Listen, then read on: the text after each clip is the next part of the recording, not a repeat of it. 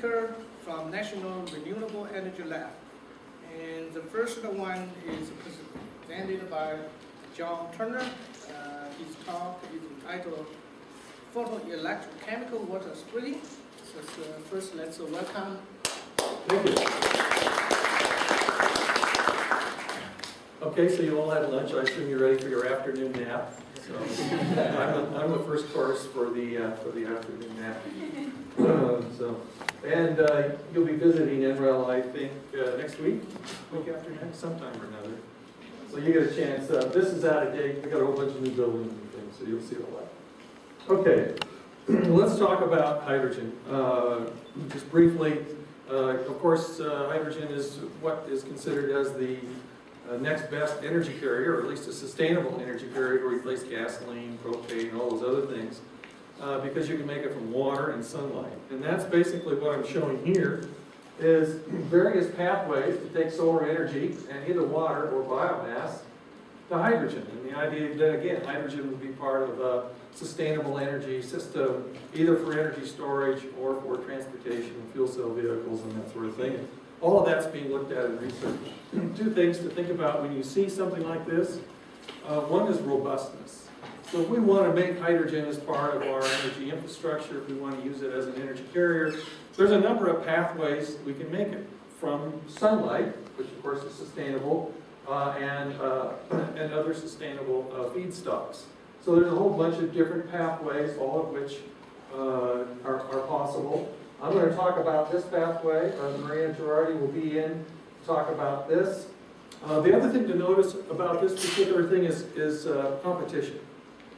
So you can make hydrogen in a number of different ways this way, and lots of people are working on all of these. Okay, so there's actually Al Weimer here at CU is working on this particular process. This is commercial. There are people working on biomass and on doing that. And we're all trying to make hydrogen from solar energy and water, basically. And the idea is, the thing is that there's competition, so that means that we'll be fighting each other to see who does best, who does it most efficiently, and lowest cost. Because at the end of the day, you want to buy hydrogen at the lowest cost possible if you're going to use it in a vehicle. So I'm going to talk about what is known as direct conversion systems. Sunlight has enough energy to split water, but water is transpirated, so not a problem there.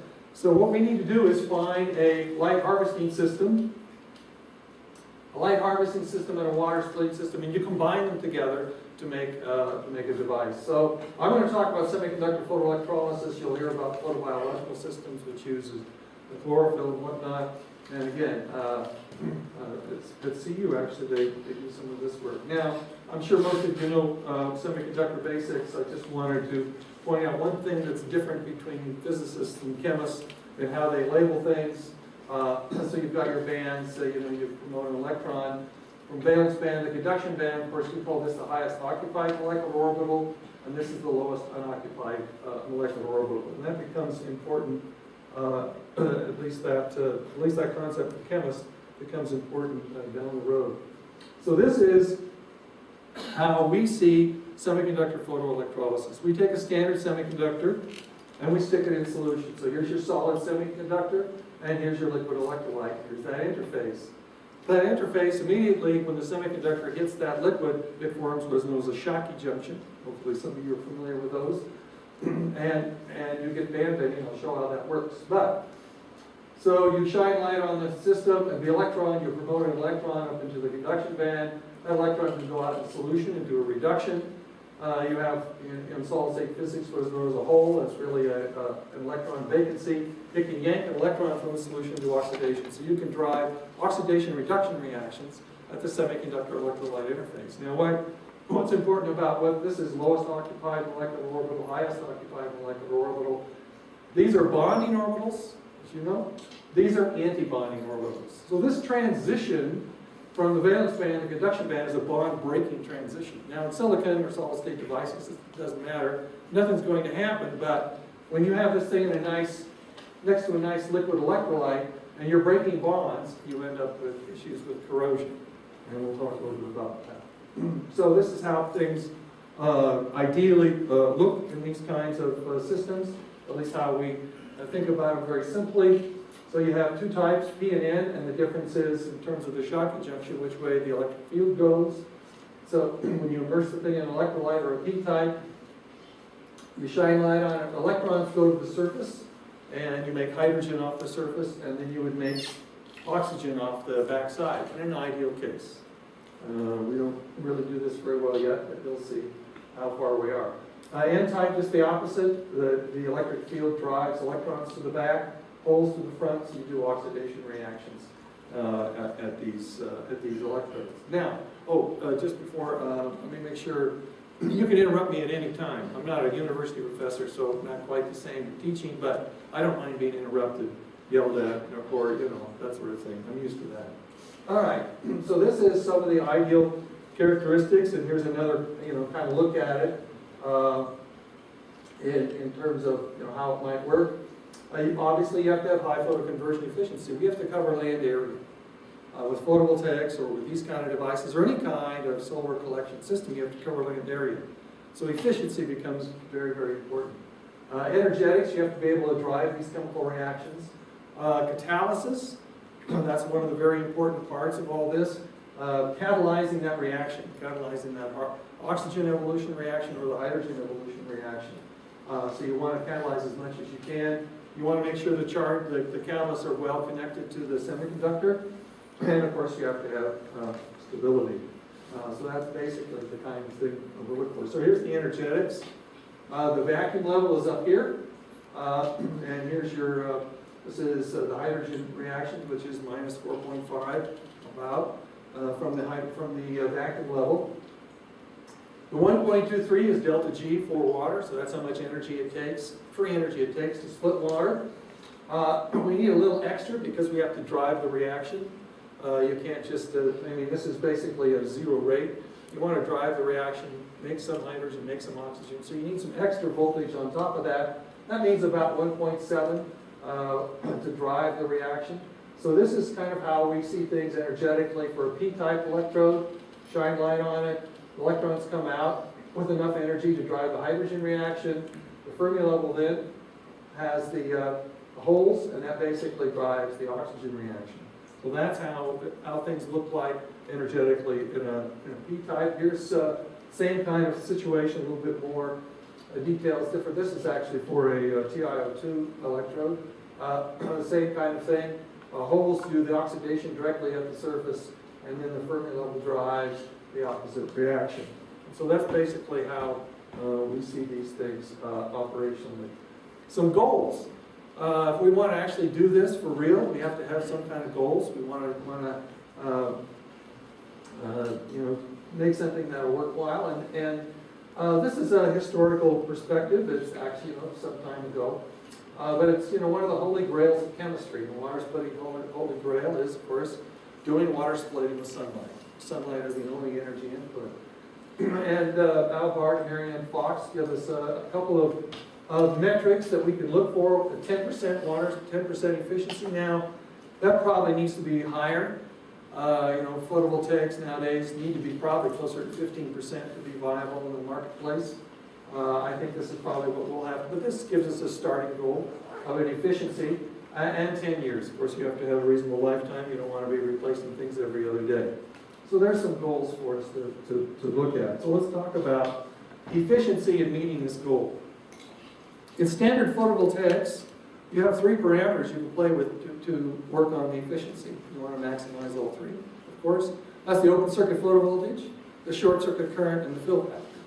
Now you can play different things with those to get their maximum efficiency. That's not true in photoelectrochemistry. We have one parameter and one parameter only that we can play with to increase the efficiency, and that's the current. That's the rate at which we produce hydrogen. Our voltage is fixed by delta G, by the free energy of the hydrogen. So whatever we do here, and you can do CO2 reduction with these kinds of systems just as well, different catalysts, but you can do them. So the chemical potential of whatever it is you're making times the rate divided by the light intensity, that's our efficiency. And so that's 1.23 times the current divided by standard AM 1.5 kind of things. The only variable in efficiency is the rate of production of hydrogen, the current. So that says something about the kinds of materials we use and the structures that we have, and what we need to look for in terms of material properties. So if you just look at the solar spectrum, you get these nice little things, but this is in watts, okay? So this is the energy of the photon times the number of photons. We don't really care about the energy as long as it's greater than our photoelectrochemical minimum here. It can be used to split water. What we care about is how many photons are in there. And you basically get that by integrating the photons. So starting in the UV, going to the infrared, basically integrating the number of photons, and here's your 10% efficiency line. That's 8 milliamps per square centimeter. And that occurs at a band gap of 2.35 electron volts. So if you want to have any possibility of having a reasonably efficient water splitting device with a single semiconductor, you need to be working with semiconductors with band gaps less than probably about 2.2 electron volts, because you'll never be able to collect enough current. Of course, there's always going to be losses. That's assuming 100%.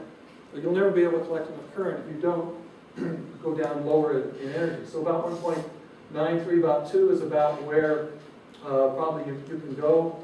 Ideally, you might be able to go down to 1.7, but that would give you a 20% solar hydrogen conversion efficiency in the ideal case. And that's a very, very nice system if you could make it work. So we have to have certain band gaps, and this is very, very important. We've got to have the same external quantum yield as commercial photovoltaic devices. We have to collect every single electron, because that's how our efficiency is measured. So it has to be basically the same as a PV device. So if we look at this particular diagram again and talk about what things occur when, all right, in order, we have light absorption, carrier generation, separation, and delivery to the interface. That's right here. Electron transfer, and product formation. Well, these first four, all right, that's solid-state physics. So we have to get our solid-state physics right before we can move on to electrocatalysis. And then this formation and delivery, etc., that's engineering. So we'd like to hand this off to the engineers at some point, but we have to get all this stuff right in order before we can start to think about how that might work. So let's look at the material criteria for a photoelectrochemical device. Well, it includes the same device as for a photovoltaic material. Band gaps in certain ranges. I just put the one for us, but PV wants band gaps. These are all the kinds of things you look for in a good photovoltaic material. Plus, we have to add stable and aqueous solution and band edges for driving the half reactions, and I'll show you that. So, a search for photoelectrochemical material is fundamentally a search for photovoltaic material. Let me say, right now, we don't have a good photoelectrochemical material, one that we believe will be able to go into a commercial market, commercial device. So here's our material challenges. Again, just kind of written out: efficiency, durability, energetics, kind of the main three. Energetics means that, again, the vacuum levels up here, is that this the conduction band has to be higher than the hydrogen elution potential, and the valence band has to be below the oxidation potential. Well, I'll show you a little bit about that more. So let's talk about efficiency. So if you want the best, most efficient devices, well, what are the most efficient photovoltaic devices made out of? Anybody can say? 3,5 materials. 3,5 materials, exactly. All right, so let's look at 3,5 materials. Gallium phosphide is one of the ones that are used in those high efficiency devices. It looks like to have an ideal band gap. I said it had to be around 1.9, 1.83 for gallium phosphide. However, here's the energetics. So vacuum level again up here. The hydrogen reaction occurs very, very easily, but this Fermi level is not below here. And this energetics between these energy levels, the conduction valence band levels, and the hydrogen and oxygen redox potentials is fixed by the chemistry at that interface. All right? That fixes, this basically forms a Schottky junction, and that Schottky junction puts these, the conduction band and valence band, with respect to these, that chemistry that occurs there, that's what fixes that. And so as you change the material, you change that. But for a given material, that's basically what you do. So this won't work. It should work, but it doesn't, because we're missing this much energy to make it happen. Well, you can imagine, you can think about it long enough, you can figure out, well, let's make a tandem cell. And that's exactly what we've done. We used a gallium phosphide photoelectrochemical device on top of a gallium arsenide PV device. And indeed, you can make the thing split water, all right, at a high efficiency. Let me see if I can make this work. You never know about these movies. So what you're looking at is the tandem cell under illumination. The student is going to connect it up. Right now, it's not connected. So you have your two electrodes. You have the semiconductor electrode right here under illumination.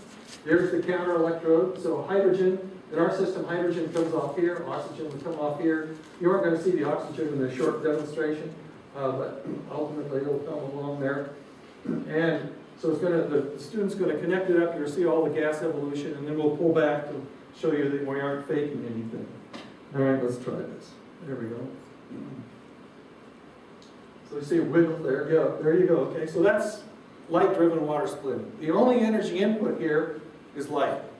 So this is the tandem cell driving the hydrogen and oxygen reaction. So that's the hydrogen coming off. So the student's going to turn the light off now to show you that we don't have it secretly connected to a big power supply, but the two electrodes are just shorted as one would need for an actual commercial device.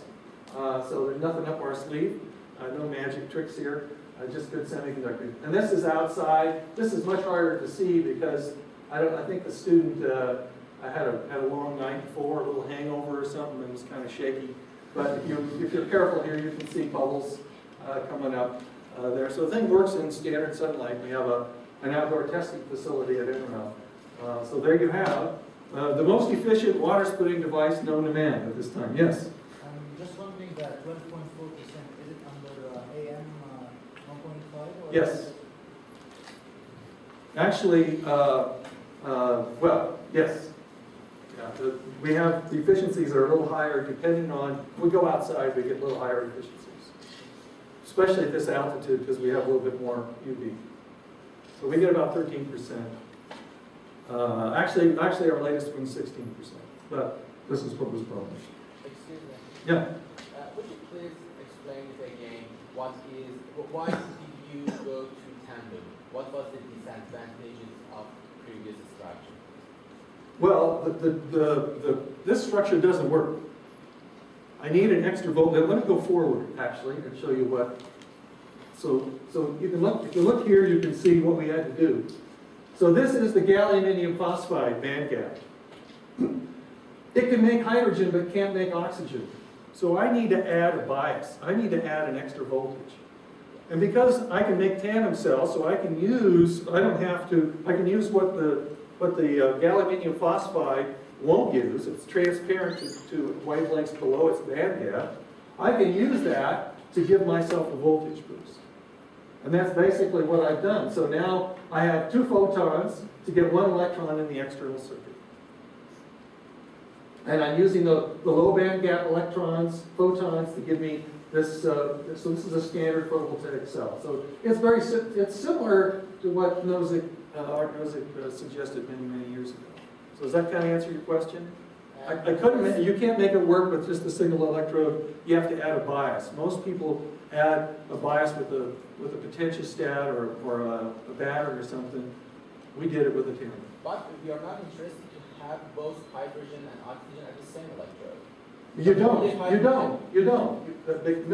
don't, because this is only hydrogen. The other electrode that I showed, let me see if I can, okay. So this is the hydrogen electrode here. This is the oxygen electrode here. I just put them next to each other, but they're separated. So yeah, you can't have them on the same electrode. They're separated. They have to be separated spatially. Now in a real device, you would have some kind of separator between these two, and you'd have some kind of system to pull the charges out. That's for the engineers. I'll let them worry about that. They're waiting for me. Okay, I catch it? All right. So here's basically what the main issue though is. It's not stable. So you get your efficiency here, fairly steady for a few seconds, but over the hours, it slowly decays away. basically because of corrosion. This is negative current hydrogen, 0 is up here, so this means it's decaying away. So you need materials with the same efficiency but inherently greater stability. Well, where would you go for those? Well, one of the things that you can do in reading the literature, I read that gallium nitride was really tough to etch. It was difficult for the solid state physicists or solid state folks who were trying to use it for blue LEDs, etc., to make devices out of it. So we took a look at the nitrides, and nitrides turn out to be pretty stable into these kind of environments. There's a lot of theory going on to try and figure out exactly what the stability it has to do, but gallium nitride is a system that is stable and can actually split water. The issue, of course, is the 3 electron volt band gap, so it's not going to collect very many photons. So what can we do? Well, you can make alloys. That's the nice thing about 3,5s. You can make all different kinds of alloys. So basically what we looked at is an alloy of gallium nitrogen and, gallium nitride, gallium phosphide, actually at the very low end. But what happens, you add a small amount of nitrogen, gallium phosphide band gap's 2.2, which is on the upper edge of where we'd like to be. You add a little nitrogen, and the band gap drops. And you can see that the absorption gets stronger. Just 1.6% nitrogen gives you a good, much stronger behavior. Now, one of the other interesting things that occurred when we started looking at this is that the gallium phosphide nitride is lattice matched to silicon. So I can do the same kind of thing. Instead of gallium arsenide, I can do a similar kind of thing with silicon. It makes it very easy. As a matter of fact, this junction forms when you throw this on top of it because some of the phosphorus diffuses in. So if you start with a P-type substrate and you put this material on in the growth chamber, this now makes a p-n junction. So this is a tandem cell also. Unfortunately, for those of you that know anything about 3,5s, nitrogen really kills all the electronics, so it's not nearly as efficient as the other one. But it does say something about where we might go for higher efficiency devices, because I said we're going to have some pretty high efficiency devices if we have to cover land area. So this is a contour plot of 2 different band gaps, okay? Top cell band gap, bottom cell band gap, and what kind of efficiency you can get for water splitting. And so if you're using, say, silicon with a 1 eV band gap, you have access, depending on what the upper band gap is, to efficiencies almost as high as 30%. Again, this is very important because we have to cover land area. And furthermore, if we're going to split water, we're going to be making hydrogen, covering and collecting all that. The balance of plant is going to be quite significant. So this is a good way to go if we can make it work. Like I said, it's difficult to make this particular system work because of the nitrogen. The solid state folks are working on it. We'll see how they do. All right, so let's talk about something a little different. So we've talked about efficiency. 3,5s are the highest efficient. They work. Under some circumstances, they aren't stable. So let's talk a little bit about material durability. What can we look for in these kinds of materials? Well, since this field started in 1972, there's been thousands and thousands of papers over the last 30-some years, 35 years, looking at all kinds of materials. Not a single success in terms of a successful water splitting system. Over 200 oxides have been tested, no metal oxide even close. Now, like I said, we have to have the same fundamental external quantum yield as photovoltaic devices. How many photovoltaic devices are made out of oxides? Anybody? It's exactly the right answer, identically 0. There are none. And that's because oxides have horrible properties. But there are millions of possibilities of oxides. If you look at the periodic table, how do you recognize high temperature superconductors? Who would have thought a 5 or 6 component copper oxide, 4 or 5 component copper oxide would have been a high temperature superconductor? So we may need to find multinary metal ions in order to make this work. So how would you go about doing that? I'm going to I'll just briefly mention this particular thing for two reasons. One, this was started by Professor Bruce Parkinson, who was formerly at Colorado State, is now at the University of Wyoming. I think he's going to be giving lectures next week on the hydrogen economy. He's been working in this area for a long time. And so what he set up is something that all you students can do, set up, and even, it's a pretty straightforward system, and I'll give you the website here in a minute, but the idea is that using essentially fairly low-cost materials and components, you can start to make a variety of different kind of metal oxide mixtures and search for materials that would work. And it basically involves using an inkjet printer to print various concentrations of metal nitrites. Then you fire that to make the oxides, and then actually using a Lego Mindstorm kit, which is really kind of cute here, and a laser pointer, you can actually scan these plates, and they have some software, and you can actually start to look for new semiconductor oxides that might be useful. And there's a number of different places, and so here's the website if you're interested. It's a very interesting project. The idea is that you have so many millions of possibilities.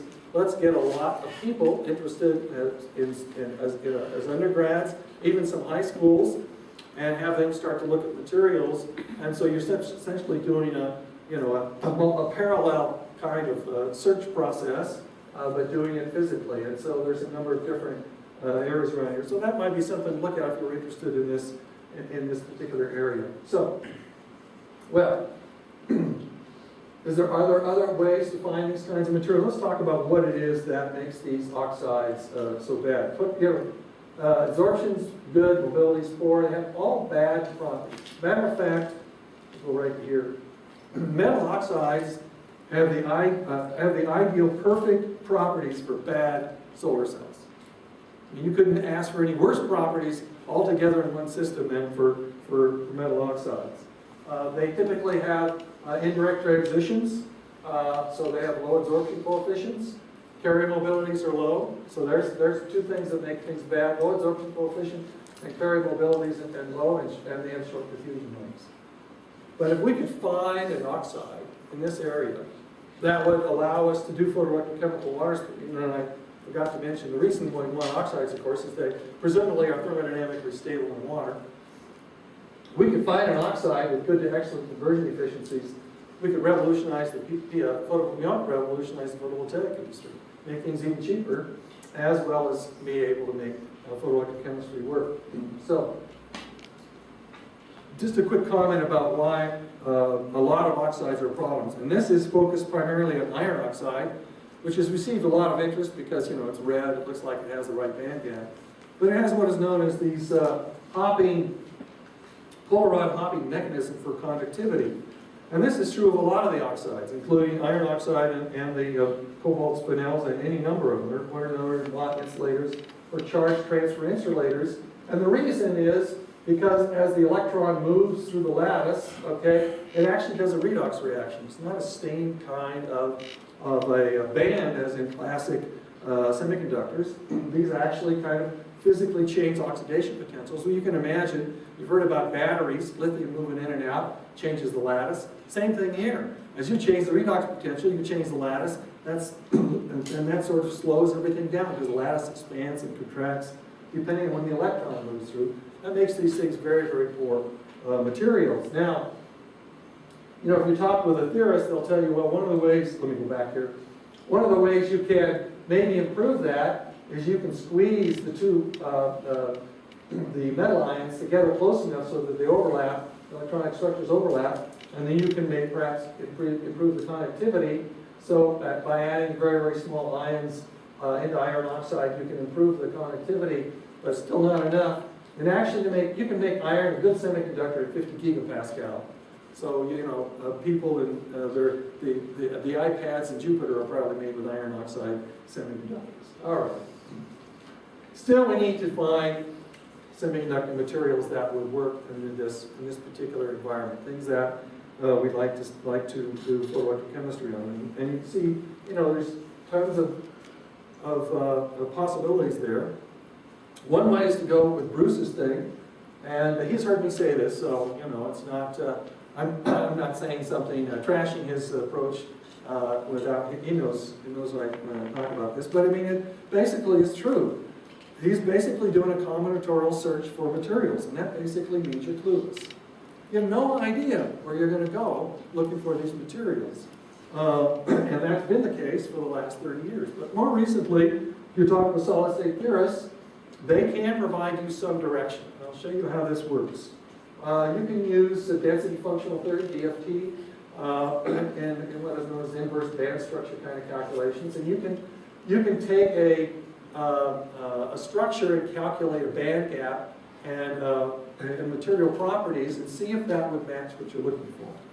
And so that's what one of the areas that we work in. We have a bunch of theory guys, synthesis and characterization, and we try and learn each other's language, which is pretty interesting, and try and find materials that will work. So I'm going to give you an example. These are some of the oxides that have been looked at over the years. None of them really work.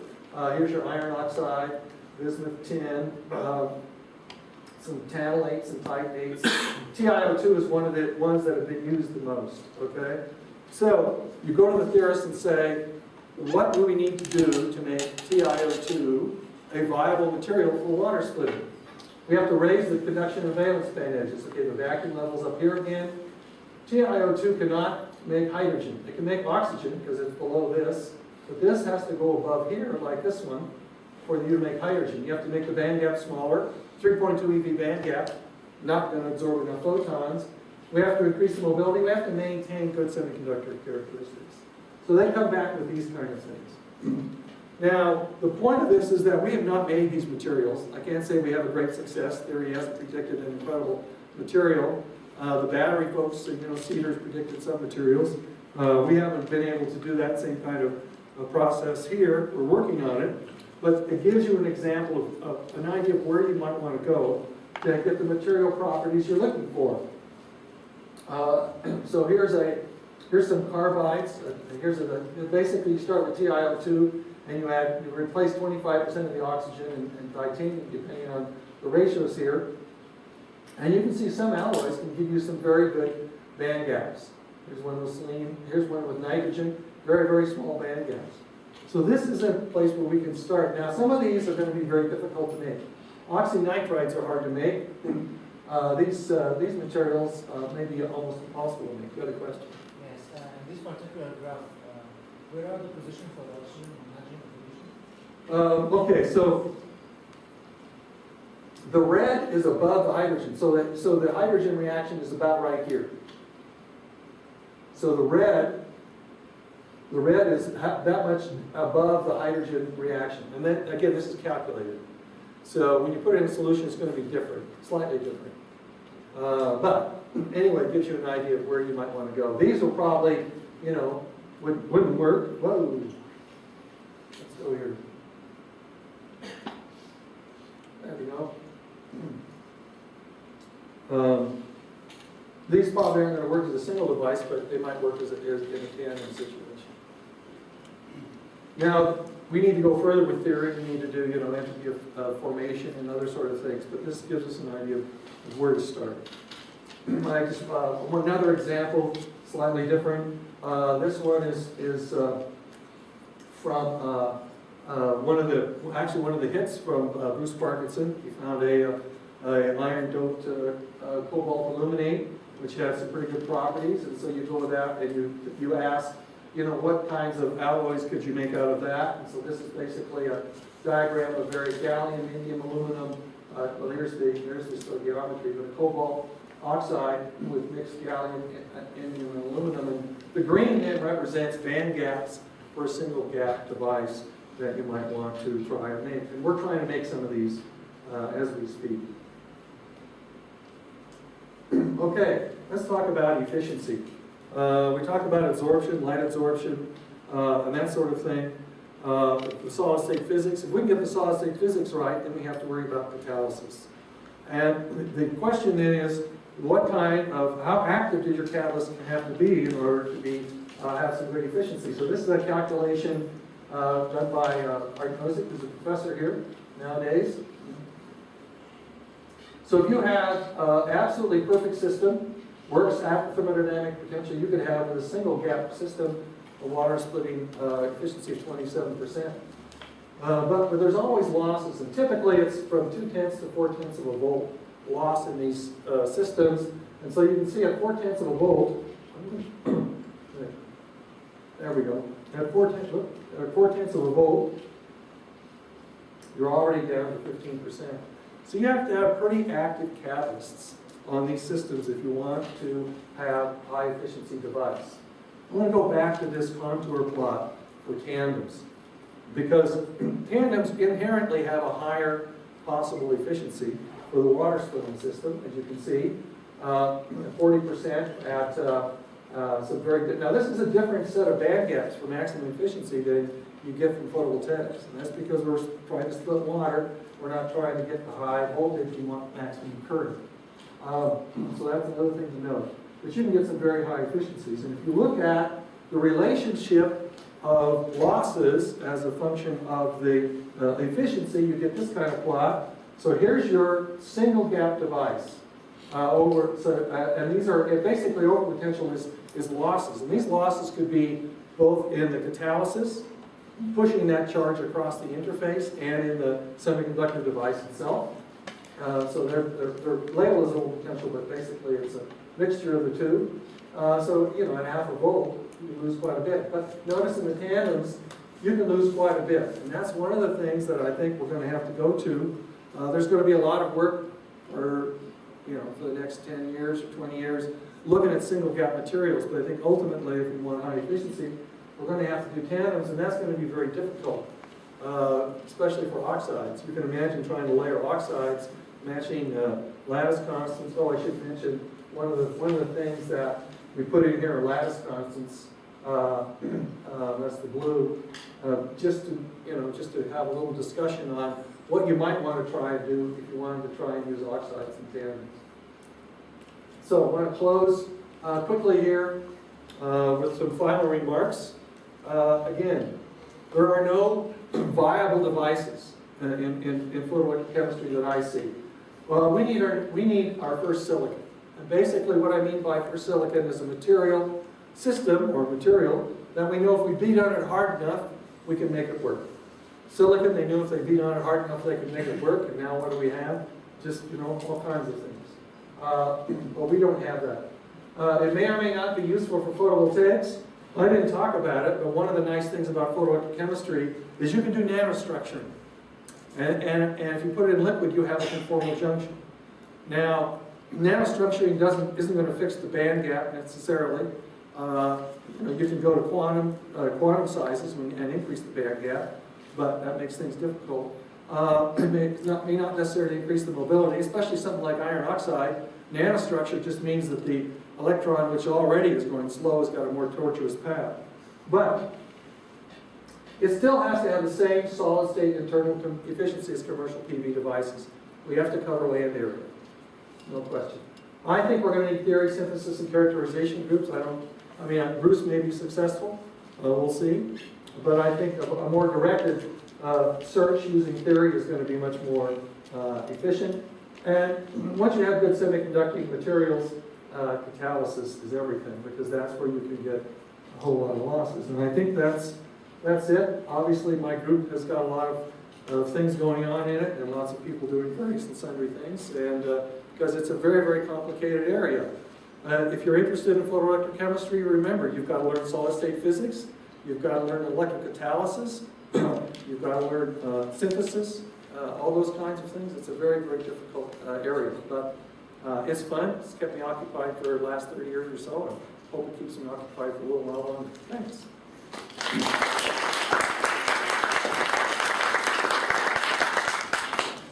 Take a few questions. Yes. Thank you. I would like to know, for an ideal semiconducting material, do not considering the electron transform, only the electronic bands. Right.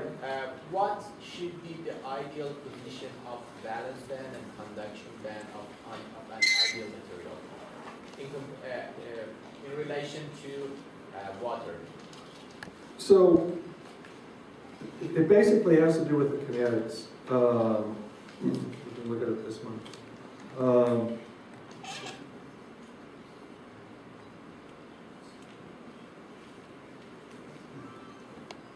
So the slowest, the hardest reaction to do in this particular system is the oxygen reaction. That's where all your losses are. You're going to hear from Human, who's here, about fuel cells, and the biggest energy loss of fuel cells is oxygen. Same thing is true here. So the ideal position for these kinds of current density would be, for a P-type, for example, would be to have, I mean, this is not drawn exactly correct, but you need about 50 millivolts. So this level here, assuming it comes down, would be about 50 millivolts, so 0.05, so about 1.3. About 50 millivolts above the hydrogen reaction. That's all you need for hydrogen. The oxygen reaction is where you need a lot, and that would probably be maybe 150, 200 millivolts. Lower than the oxygen reaction. And which one has shown to be better, the N-type semiconductor or P-type? Well, I have the highest efficiency, and I've done P-type. And the reason I did P-type in my system is because, remember, there's bond breaking going on in that interface. So if I'm pushing electrons to the surface, I have what are known as cathodic protection. I've got a whole bunch of high electron density, so it's harder for the materials to be oxidized and to react. And so that's why we did that.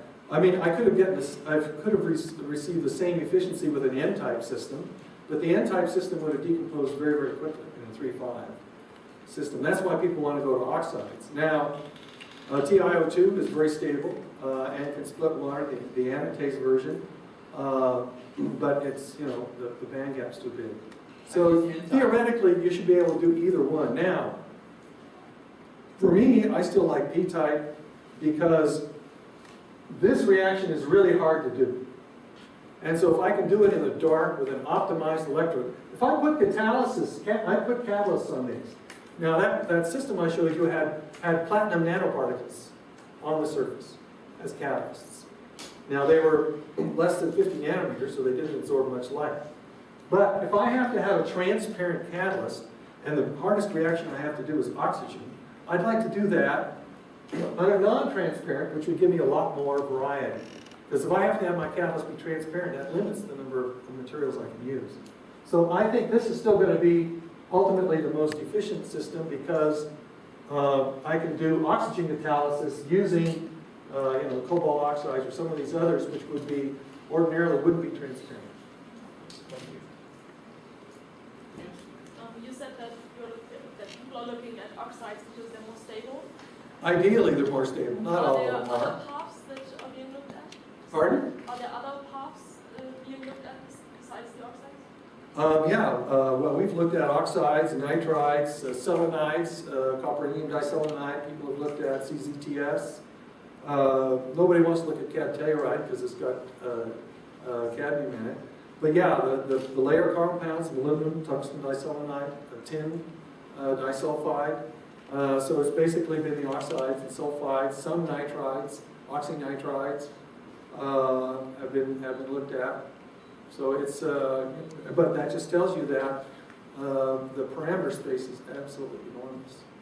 So that's why I think we're going to have to beat up the theorists and make them give us something worthwhile rather than, well, anyway. I just wanted to sort of ask another question about this. The fact that this seems really arbitrary looking at these materials. So can you just give us a little bit of a sense of what the theorists are doing in terms of trying to pin down materials? Well, they're trying to match my expectation of materials. So it's actually pretty easy for them. I want them to give me a good photovoltaic material, something with high mobility, low effective mass, with a band gap less than 2 eV. So that's where we start. And, we go from there. I mean, there's other things I'll add on afterwards. But right now, we want to limit the scope. So I need a band gap less than 2 eV, and I need basically photovoltaic quality kinds of materials.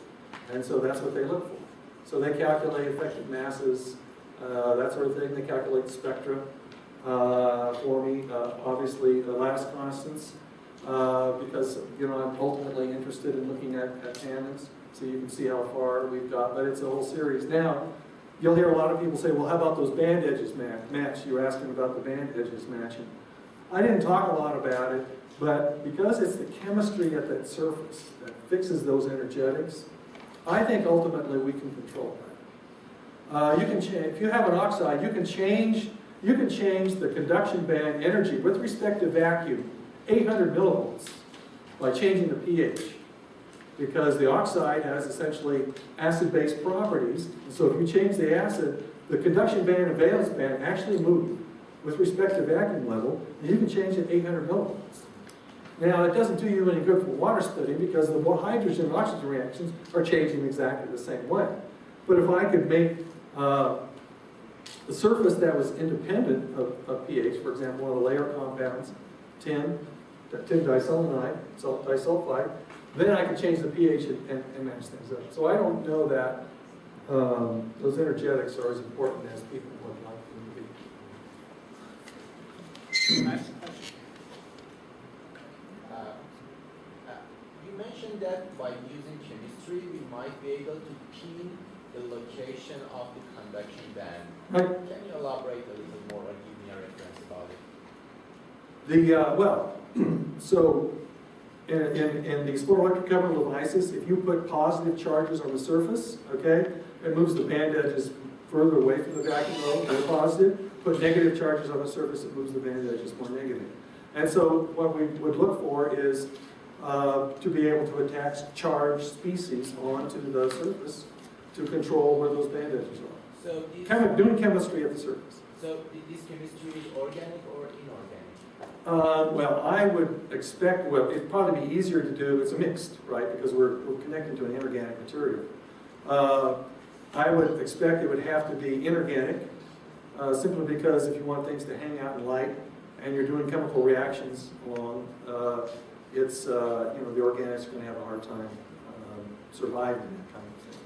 Because if organics can survive, it will be very similar to dye-sensitized solar cells, and we might be able to increase the efficiency. But we should find a dye which is stable in this function. Well, yeah, and the dyes will never work with the TiO2 as the dye cell because they'd have to do the oxidation reaction.